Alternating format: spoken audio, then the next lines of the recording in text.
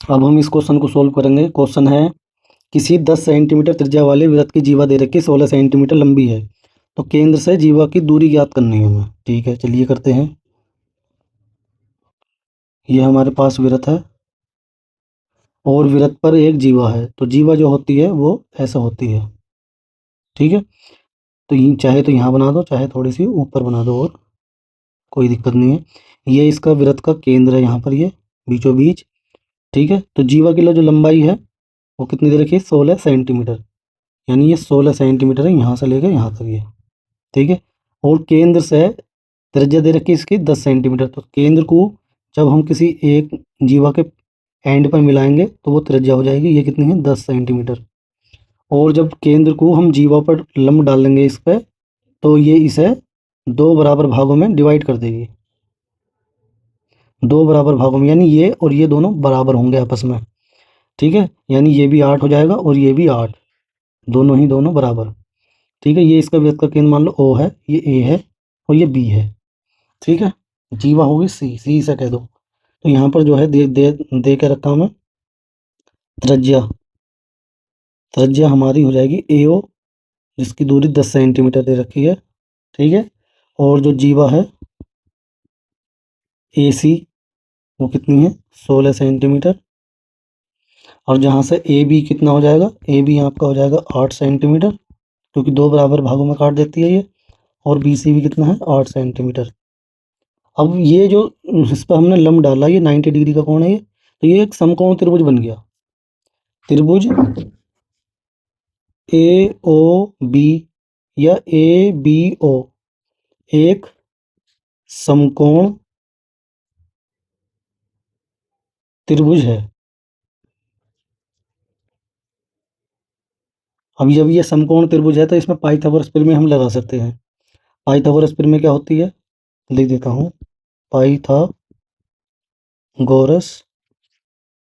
प्रमेय से, पाइथागोरस प्रमेय होती है ये, कोई भी समकोण त्रिभुज है हमारा,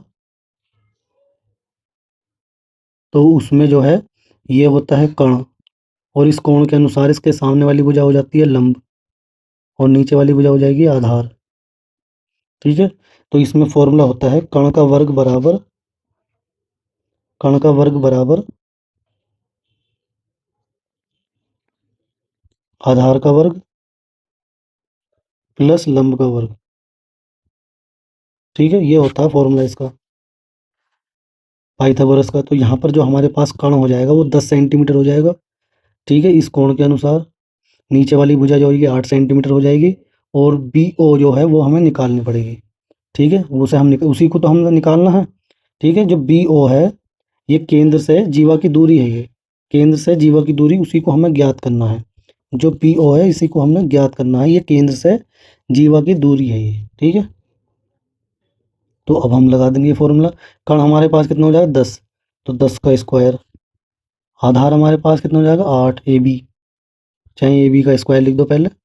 और जो लंब है वो कितना हो जाएगा, BO का स्क्वायर। ठीक है, इस लंब को हम X भी कह सकते हैं अपनी तरफ से, चाहे इसकी जगह X लिख देंगे। और ये आपका इसकी जगह शुरुआत में मैं पहले AO लिख सकता हूँ। ठीक है, AO का स्क्वायर। AO हमारे पास 10 है तो 10 का स्क्वायर हो जाएगा। AB कितना है, 8, तो 8 का स्क्वायर हो जाएगा। BO को हमने मान लिया X, तो ये X का स्क्वायर हो जाएगा। ठीक है, 10 का जो वर्ग होता है वो कितना होता है, 10 की गुणा 10 से करेंगे 100 आ जाएगा, 10 का वर्ग 100। 8 का वर्ग 8 की गुणा 8 से करेंगे 8 8 64, प्लस X का स्क्वायर। 64 को इधर लाएंगे तो माइनस का हो जाएगा, बराबर एक्स स्क्वायर। 100 में से 64 माइनस करेंगे तो 36 बचेगा, एक्स स्क्वायर। यानी एक्स स्क्वायर की वैल्यू आपका कितनी आ गई, 36। 36 तो हमें पता है किसका वर्ग होगा, 6 का वर्ग होगा ये। ठीक है, तो एक्स का मान 6 आ जाएगा। वर्ग को दोनों तरफ से हटा देंगे, या फिर ऐसे भी कर सकते हो, एक्स बराबर क्या आ जाएगा, √36 आ जाएगा। 36 का वर्गमूल 6 ही होता है, नहीं होता नहीं पता तो इसके फैक्टर करेंगे ना, तो 6 गुणा 6 आ जाएंगे, 6 6 छंग 36, क्योंकि 6 का वर्ग होगा है।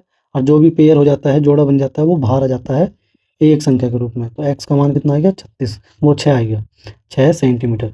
ठीक है, ये भी सेंटीमीटर, वो भी, सब चीज़ सेंटीमीटर में थी तो सेंटीमीटर में ही आएगी। ठीक है, ये आ गई। और मैं यहाँ पर एक बार फिर से बता देता हूँ इसे। जब हमारे पास ये त्रिज्या दे रखी है 10 सेंटीमीटर, और हमने ये पता लगा लिया कितना 8, क्योंकि जब हम केंद्र को जीवा पर डालते हैं लंब तो ये इसे 2 बराबर भागों में काट देता है, तो ये भी 8 और ये भी 8। हमें ये निकालना है लंब इसमें, तो लंब निकालना है, ठीक है। तो लंब निकालने का मतलब है इसके वर्ग में से इसका वर्ग घटा देंगे, फिर उस पर अंडर रूट लगा देंगे, यानी x बराबर आ जाएगा, x बराबर जो है x बराबर आएगा 10 का स्क्वायर माइनस 8 का स्क्वायर और फिर अंडर रूट। 10 का स्क्वायर होता है 100, 8 का स्क्वायर होता है 64, घटाएंगे तो ये जाएगा अंडर रूट 36, 36 किसका वर्ग हो गया 6 का, तो 6 बाहर आ जाएगा, ठीक है। तो दोस्तों ये क्वेश्चन यहाँ पर कंप्लीट हो गया है।